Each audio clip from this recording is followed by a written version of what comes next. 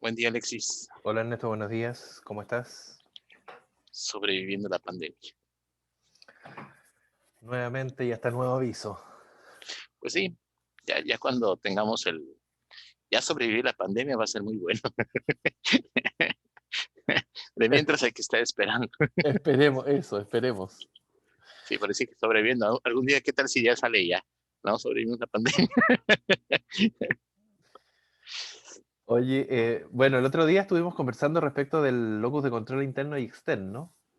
Y a propósito del tema, en algún minuto mencionamos la conciencia, el desarrollo de la conciencia moral, que yo creo que tiene mucha relación, porque finalmente cómo nos regulamos también tiene que ver con la noción que tenemos de aquello que es bueno y es malo para nosotros, para el resto, y desde ahí cómo ocupamos o cuáles son los criterios que ocupamos para definir si es que algo me ocurre o algo yo lo hice, qué tanto soy responsable, y eso en relación em, con los elementos que nos permiten describir una situación o guiarnos en una situación dependiendo de las implicancias que esta situación pueda tener. Por lo tanto, creo que uno de los elementos importantes que podríamos relacionar y que eventualmente luego los podríamos hacer un link con otros temas, es el tema del desarrollo de la conciencia moral. No sé qué te parece y si te quedaste tú con alguna idea al respecto. Fíjate que una de las cosas que es más difícil de platicar con respecto a tanto de las neurociencias como desde el respecto de la psicología, igual la psiquiatría, es la conciencia. La conciencia tiene unas implicaciones enormes porque no hay hay acercamientos de cómo se lleva a cabo la conciencia, ¿no? Obviamente que habría que decir, o sea, por ejemplo, a una persona nos dicen, esta es una rosa, pero lo que implica una rosa para una persona puede ser muy variado. Entonces, lo que procesa, cómo procesa el cerebro, cómo le hace la mente para poder entender lo que es una rosa, ya sea como color, como figura, como persona, etcétera. Esa es una de las cosas que se me hace bastante interesante y que sigue siendo una limitante para la explicación dentro de las neurociencias, ¿no? El problema de la conciencia. Ahora, en específicamente esto que es la conciencia moral, hay muchas teorías, debo de entender, que te dicen cómo es la conciencia moral y cómo se desarrolla la conciencia moral, ¿no? Pero creo que podemos empezar diciendo a qué le llamamos conciencia y después aterrizándolo un poquito a qué le llamamos la conciencia moral, ¿te parece? Mira, no sé si hay tantas teorías. Yo creo que hay dos teorías principales de conciencia moral. Mm, Ahora, respecto de conciencia, es, ¿cómo decirlo? Es el ser, el estar, no encuentro la palabra, es como estar, Si me eh, dejas intentarlo, a a lo ver, mejor este puede ayudar. Yo lo tengo entendido como es el estar consciente de que estás consciente. pero es que ese es Es, por eso te decía, no encuentro la palabra, porque es ajá, como ser consciente de que soy, de que de que estoy. es exactamente. Entonces es como que te estás dando cuenta de quién eres tú. Es darse cuenta, es el darse cuenta, el verme y reconocerme como un otro integrado, pero no un todo. Mira, se asume que un bebé en los primeros meses de vida no tiene la conciencia de sí mismo porque, o dicho de otra manera, asume que todo lo que ve y lo que vive es el sí mismo. Es Y suyo, de, es y correcto. de, y de pronto comienza como a hacer la distinción de que parece que hay algo afuera que es distinto a lo que soy yo. Y es capaz entonces de hacer esta distinción y mostrar y pedir y tratar de incorporar. Pero en un primer momento es todo como una sola masa integrada. Sí, de hecho, tengo entendido que, por ejemplo, un bebé, para él, todo es suyo. O sea, todo lo que está alrededor es suyo y es parte de él. Entonces, Eso, más que todo es suyo, todo, el yo es todo. Sí, sí. Y Yo soy entonces, todo. exactamente, y poco a poco se empieza a entender que hay algo A, más que está se- conviviendo con él. a diferenciar. Sí, y entonces en esa parte, por ejemplo, entonces mi mamá, yo no sé si tenga, no sé por qué mi papá la besa, pero es mi mamá y es mi papá, no sé por qué mi mamá besa a mi papá, me explico. O sea, Claro. esa es la parte difícil del entendimiento. Sin embargo, se va desarrollando y es cuando algunos, por supuesto, no lo desarrollan y nunca entienden que hay cosas de los demás que no son de uno, Mm. pero sin embargo, se va desarrollando el hecho de que yo tengo ciertas cosas, hay cosas que son mías y hay cosas que no son mías, que no todo lo que está a mi alrededor soy yo, sino No, que es algo más, Se ¿no? hace, Y entonces, se hace la distinción entre el yo y el no yo, correcto. inicialmente. Entonces, en esa parte le llamamos conciencia porque de pronto una persona se puede dar cuenta que es el mismo y que es una unidad y que además está integrado o está embebido en un medio que hay otras unidades, ¿sí? Exacto. Que son los no yo. Los no yo, exactamente. O, Entonces, o inicialmente el no yo, el gran no yo. correcto. Tampoco hace la distinción de las distintas unidades, pero sí hace la distinción entre lo que yo soy y lo que no soy. Y otra de las cosas que es difícil de entender también es el hecho de que participan dos elementos en el efecto de la conciencia, ¿no? Que es el espacio y el tiempo. Es decir, cuando te das un trancazo y te dicen, ¿estás bien? Y entonces agarras y dices, no, pues es que la pregunta es, ¿qué día es hoy? ¿En dónde estamos? Ujú.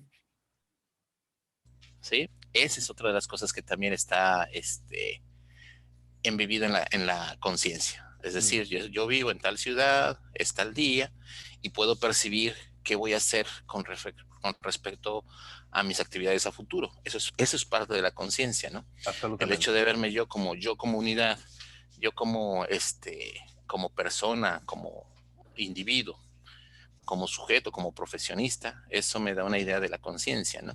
Mm. Y otra de las cosas que también creo que va muy relacionada con la conciencia es el hecho de decir, ok, hay más aparte de mí que está a mi alrededor, Mm. ¿sí? Mm. Entonces está el espacio-tiempo, está la cuestión de el identificarme como individuo, pero también identificar las partes como individuo, es decir, mi mano, cómo se mueve mi mano, cómo la puedo controlar, cómo puedo hacer que mis pies estén aquí o tengo comezón en la espalda, ¿no? Esa es parte también de la conciencia, son los tres elementos que podemos considerar dentro de la conciencia, ¿no? Claro, y se va viendo, por ejemplo, cuando el niño es capaz de reconocerse como a sí mismo, por ejemplo, en la imagen del espejo, Por ejemplo. que en un primer momento no se reconoce como sí mismo, sino que se mira en el espejo y se mueve y vuelve a ver si es que ese otro sigue estando ahí en la imagen, pero está buscando a un otro, hasta que empieza a hacer la asociación visual y motriz de que si yo muevo la mano, en la imagen también se mueve la mano, entonces parece que soy yo. Correcto. Que como te habíamos comentado, ¿no? En primates es antes del año. A los pocos meses un primate empieza a revisar partes del cuerpo que no se ve de forma normal en un espejo y eso te da una idea de que hay desarrollo del yo. Sin embargo, no todos los animales presentan ese desarrollo del yo, ¿no? Mm, Hay mm. especies que no desarrollan eso. Hazle una broma a un gato y vas a ver cómo se pone alterado, igual un perro. Sí, ¿Sí? Y sí. hay uno que otro, claro, ¿no?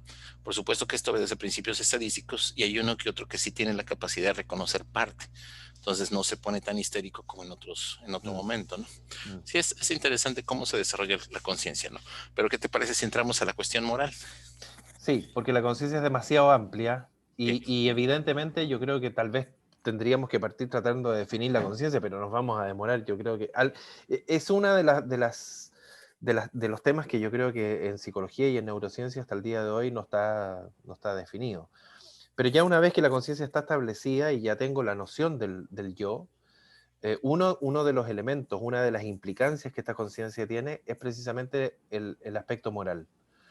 Y ahí hay dos grandes teorías. Una, la de Piaget, que es como, bueno, Piaget tiene un desarrollo clásico de toda la evolución del aparato cognitivo, pero a quien más se le cita en temas de conciencia moral es a Kohlberg. Eh, Piaget habla de tres niveles de conciencia. Por un lado, dice, bueno, entre los 0 y los 5 años, el niño pasa por una etapa premoral, donde en el fondo no tiene una moral propiamente tal, no tiene una conciencia de moralidad, sino que solamente asume y reconoce eh, existencia de reglas que son impuestas desde fuera y que son vistas y solo pueden ser vistas en términos dicotómicos, en términos de bueno y malo. Y lo que es bueno y lo que es bueno o malo dependiendo de lo que los otros me dicen. No me dejan hacer esto, me castigan o recibo una consecuencia negativa de un acto, por lo tanto es algo malo, punto. Pero no tiene ninguna noción de por qué eso se considera malo, de dónde viene la noción de que eso es algo malo. Entendamos además, previo a esto, que moral viene de mor, que significa costumbre.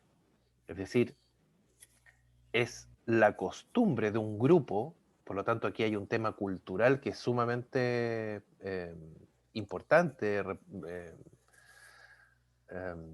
Sí, pre, pre, adicionalmente que preponderante. moralidad es social, es un evento social, es una característica social. Absolutamente, social, cultural. Sí. Es la norma estadística, es la costumbre que un grupo tiene respecto de algo, respecto de una conducta.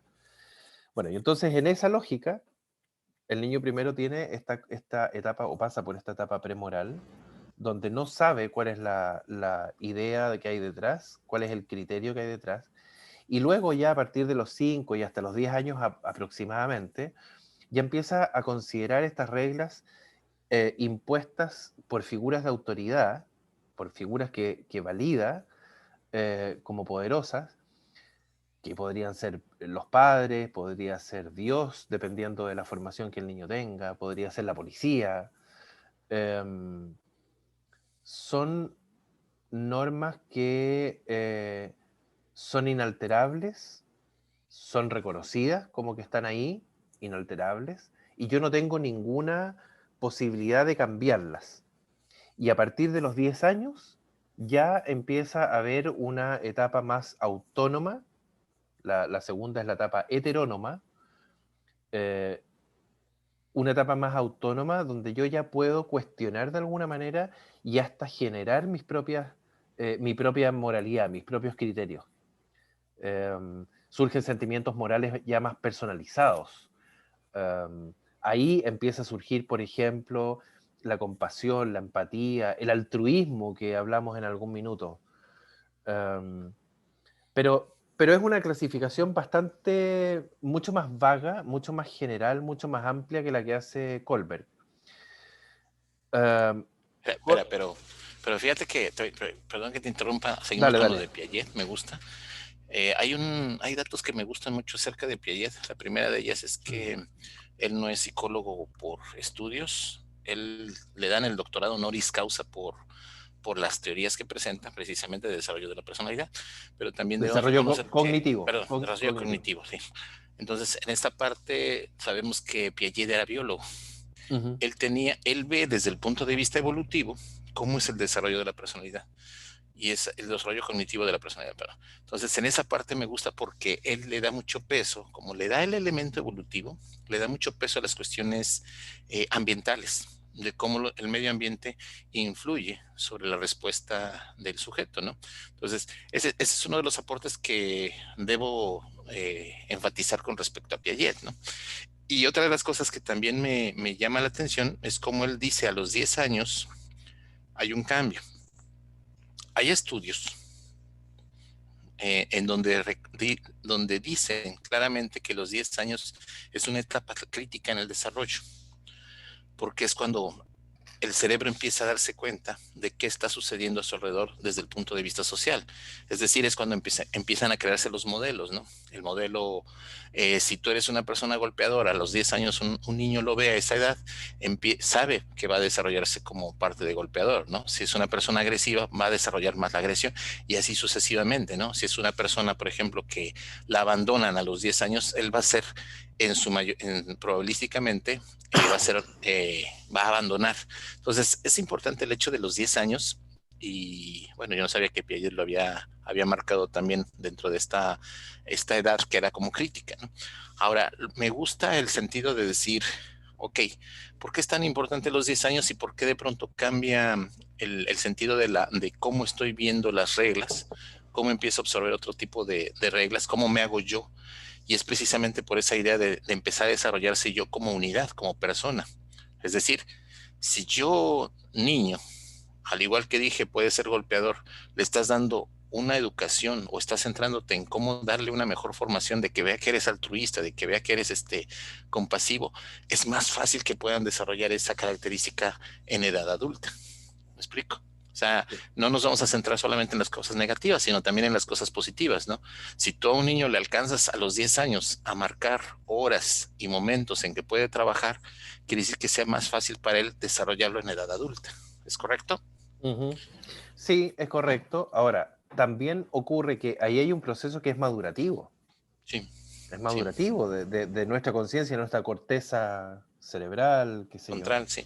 Porque fíjate que es curioso que así como haces la alusión de que Piaget, por ejemplo, no era psicólogo, él era biólogo, era epistemólogo también. Sí.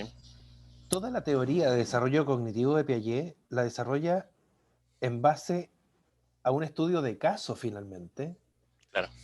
que la hace con 3 niños. Sus hijos nos hace ver mal a todos que no hacemos nada en la pandemia y él sí hace todo en la teoría. Sus 2 hijos y el hijo de Beverly Helder, que era la colaboradora que tenía, que ella sí era psicóloga. Y claro, en la medida que ve estos procesos madurativos en esos 3 niños, se da cuenta y lo plantea como teoría y se confirma como teoría hoy día con muchos elementos a lo mejor que pudieran ser cuestionables, reestudiables y todo lo que tú quieras, pero en términos generales se plantea y se establece como teoría porque precisamente al ser un tema maduracional, es que se confirma que a partir de esos 3 niños, de las observaciones de esos 3 niños, él logra describir algo que ocurre en el resto de la población. Ahora, los 10 años como etapa crítica son para efectos de el desarrollo de la conducta, de la conciencia moral, de la etapa autónoma, ¿ya? A partir de los 10 años, pero no es una edad crítica en toda la teoría de desarrollo de Piaget. Claro. En el desarrollo cognitivo, él hace ahí hay una etapa que va de los 6 a los 12, por ejemplo. Por lo tanto, la etapa crítica sería en los 12. Pero bueno, y por otro lado, lo que yo te decía es que Lawrence Kohlberg, él también trabaja sobre la base de la conciencia moral y describe una serie de etapas que también son universales, las describe como que son iguales para todos los seres humanos, y siempre además en un mismo orden, creando estructuras que van permitiendo ir paso a paso y pasando de una etapa a etapas posteriores. Estas etapas también surgen a propósito de un tema maduracional biológico, igual que en el caso de Piaget, estando las últimas etapas más ligadas y cada vez más ligadas a la interacción con el ambiente. Es decir, al principio tienen etapas de desarrollo moral muy autorreferenciales, por decirlo de alguna manera, muy como centrados en el sí mismo, un sí mismo que sabemos que inicialmente no está diferenciado del resto, pero es lo bueno y lo malo, es lo que yo percibo como bueno o malo a propósito del castigo que recibo. Entonces, primero, Kohlberg habla de una moral preconvencional. Piaget hablaba de una etapa premoral. Esta es una moral preconvencional. luego pasa a una etapa de moral convencional y finalmente pasa a la moral postconvencional o que ya está basada en principios propios que yo puedo desarrollar. De alguna manera, la descripción que hace Kohlberg es similar a la de Piaget, pero Kohlberg la desglosa. Y la gracia que tiene es que en estos 3 niveles, él a su vez hace una subdivisión de 2 etapas. Nivel 1, moral preconvencional. Etapa 1, castigo. Etapa 2, propósito e intercambio. Ya hay un individualismo, ya hay un reconocimiento del individuo. En la etapa moral, en la segunda nivel de la moral convencional, hay la tercera etapa, la cuarta etapa. Y vamos a ir viendo más o menos cómo se va desarrollando en términos generales. En la etapa 1, el punto de vista es absolutamente egocéntrico. No se reconocen los intereses de los otros porque todavía no se reconoce al otro, básicamente, como diferente de yo. Y por lo tanto, las acciones se consideran solo físicamente, no se consideran las intenciones. Se confunde la perspectiva de la autoridad con la propia. Es decir, no hay una diferenciación. Esto es así, así ocurrió, esta es la consecuencia, y por lo tanto, lo que tengo que hacer es obedecer nomás. Obedecer ciegamente a la norma. ¿Para qué? Para evitar el castigo. Para evitar la consecuencia negativa sobre mi bienestar, digamos. No busco el bienestar superior, no busco la justicia, no busco el reconocimiento o no reconozco, no me doy cuenta de la autoridad, como ente superior, sino que solamente en la lógica de tratar de evitar el castigo porque eso implica para mí una ausencia de bienestar. ¿Ok? Entonces, etapa 1, preconvencional, la etapa moral preconvencional, no hay una moral real, solamente castigo y obediencia. Es decir, viene desde afuera, heteronomía, desde afuera. No es una autonomía. Dentro de la etapa del nivel 1 de la moral preconvencional, viene inmediatamente después la etapa 2, que ya va asociada al propósito y al intercambio. Donde hay intercambio, entonces yo reconozco que hay un individuo. Ya empieza esta diferenciación del yo y el no yo. La perspectiva característica aquí es el individualismo concreto, es decir, se desligan los intereses de la autoridad y los propios y se reconoce que todos podemos tener intereses que pueden no coincidir. ¿Ya? Aquí la idea es poder seguir la norma solo en la medida en que esa norma beneficia a alguien. Actuar en beneficio propio y dejar que los otros también actúen en su propio beneficio. El foco o el fundamento final es poder satisfacer las propias necesidades. ¿Ya? Por eso que surge desde un individualismo y no impuesto desde fuera. ¿Se entiende la diferencia ahí? Sí, sí cambia. Sin embargo, sigue siendo moral preconvencional porque todavía no hay una lógica ni un entendimiento de fondo de qué es lo bueno y qué es lo malo per se. ¿Ok? Luego pasamos a la etapa de la moral convencional, donde en una primera, el nivel de la moral preconvencional, donde en una primera etapa, que es la tercera etapa del desarrollo moral, la perspectiva consiste en ponerse en el lugar del otro. Y ahí ya empiezo a desarrollar muy preliminarmente la noción de empatía. Pero es muy preliminarmente, porque la empatía completa, digamos, no se logra hasta la madurez adulta, digamos, 18, 20 años. Completa. Podemos hablar también de una madurez de la empatía, ¿no? O sea, nosotros podemos tener nociones de empatía, pero sin embargo se tiene que madurar como tal, ¿no? ¿O no? Absolutamente. La empatía en un primer momento surge Es muy loco porque se desarrolla la noción, el concepto, la teoría de la empatía desde lo cognitivo, pero en la medida que se me aplica a mí. Claro. Sean empáticos conmigo. Sí. Y Pero yo, viene siendo más o menos como lo que estabas platicando hace un momento, ¿no? Es a favor de. claro, pero ya con una lógica de ponerme en el lugar del otro, porque también entendiendo que eso puede tener un beneficio para mí. Es un tema mutuo. Se empieza a Suena, desarrollar, se empieza a desarrollar la mutualidad. sí, suena como a manipulación, pero bueno, está bien, válido. Eh, bueno, podríamos dedicar otro capítulo a la manipulación, porque también ahí depende de cómo la definamos. Sí. Eh, aquí ya se empiezan a destacar los sentimientos, los acuerdos, las expectativas compartidas. Lo justo, lo bueno, eh, tiene que ver con vivir de acuerdo con lo que las personas cercanas a mí también esperan. Y por lo tanto, el tema del vínculo aquí es fundamental. Ser bueno significa tener buenos motivos, preocuparme por los demás, significa mantener relaciones de confianza, lealtad, respeto, gratitud. Esto que le enseñan al niño, al niño pequeño desde muy pequeño a decir, a pedir las cosas por favor y dar las gracias, por ejemplo, que al principio es una norma impuesta desde fuera para que la vaya repitiendo, repitiendo, repitiendo, y luego en la práctica vaya dándose cuenta que eso tiene un beneficio.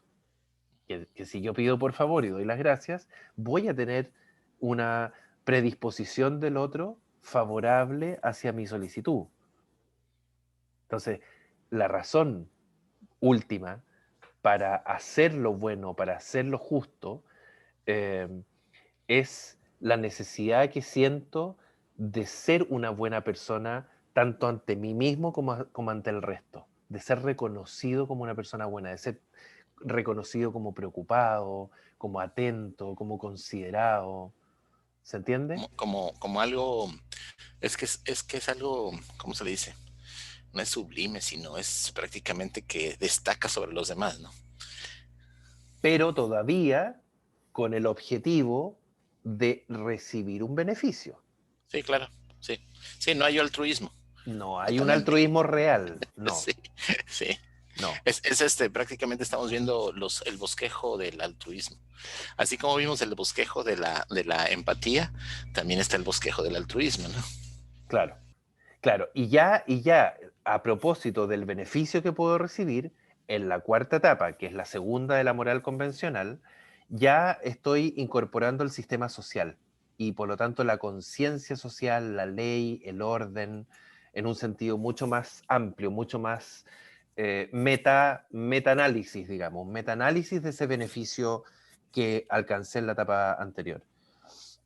Aquí el punto de vista desde el cual el individuo hace o ejerce su moral se identifica en esta etapa con el sistema social que define los papeles individuales, las reglas de comportamiento, las relaciones individuales se consideran en función del lugar que tienen en el sistema social. O sea, yo ya comienzo a verme inmerso y a reconocerme inmerso como parte de un sistema que está afuera, pero yo soy parte y me interesa ser parte. ¿Te fijas? Lo justo, lo bueno, tiene que ver con eh, la aceptación del grupo.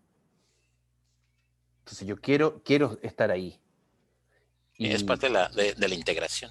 es parte de la integración, justamente, y que se da a propósito de la socialización inicial.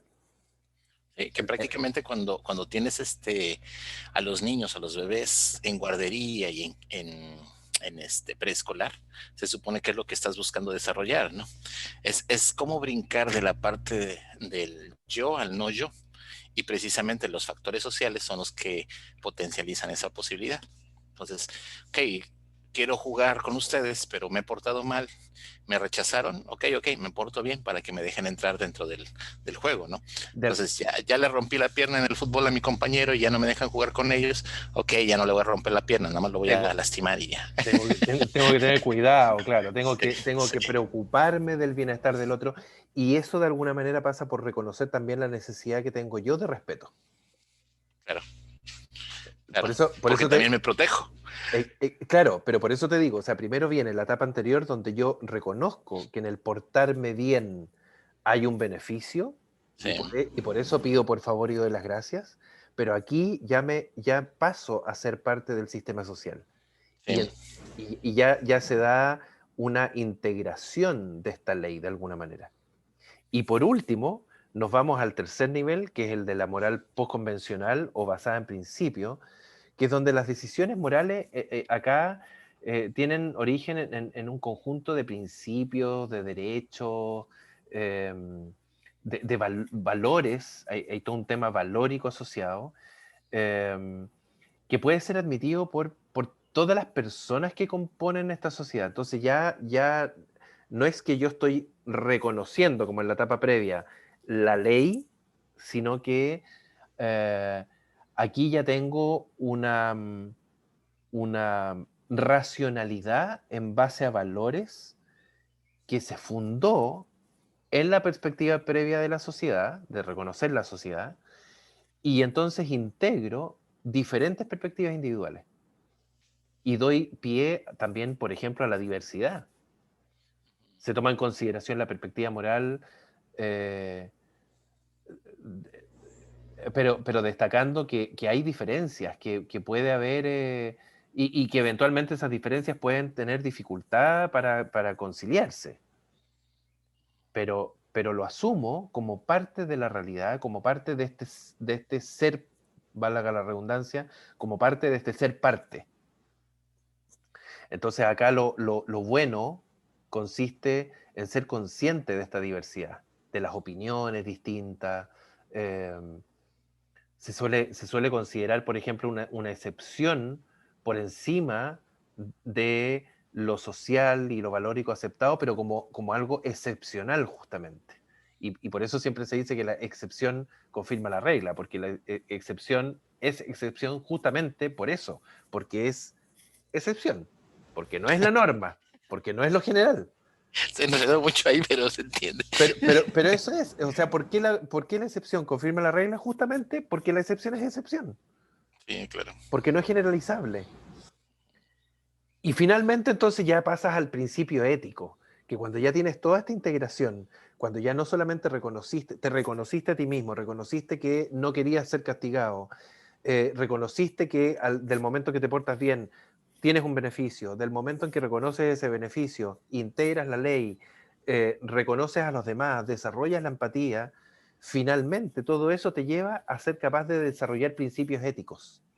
Y ahí recién llegas a una moral autónoma. ¿Y qué es lo que es la ética?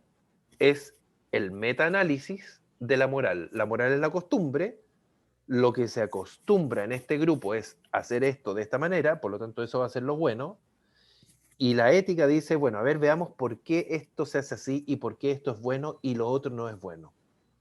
Y ahí yo Fíjate que empiezo a desarrollar la posibilidad de hacer análisis ético desde mí y no desde la norma impuesta de afuera. Dale. es que es interesante el juego que tenemos de palabras. Lo voy a explicar de esta manera, ¿no? Cuando damos la definición de moral, hablamos de elemento social. Cuando hablamos de definición de ética, hablamos de elemento personal. Entonces, Pero desarrollado a propósito de lo social. pero ese es el punto. Porque no pude Quiere llegar a decir, la ética sin lo social. ese es el punto. Quiere decir que si nosotros vemos cómo platicas el desarrollo moral, el desarrollo de la conciencia moral, empieza desde lo personal, integrando hacia lo social y regresando hacia lo personal. ¿Me explico? Es como si fueras como de ética, moral, ética. ¿Me explico? Entonces, por eso es que me llama la atención a cómo se hace el juego. Es cómo lo desarrolla el cerebro. Nosotros necesitamos los elementos sociales para poder desarrollar la ética. Nosotros necesitamos los elementos sociales para poder un desarrollo personal. Ese es el punto importante. No sé si me explico ahí.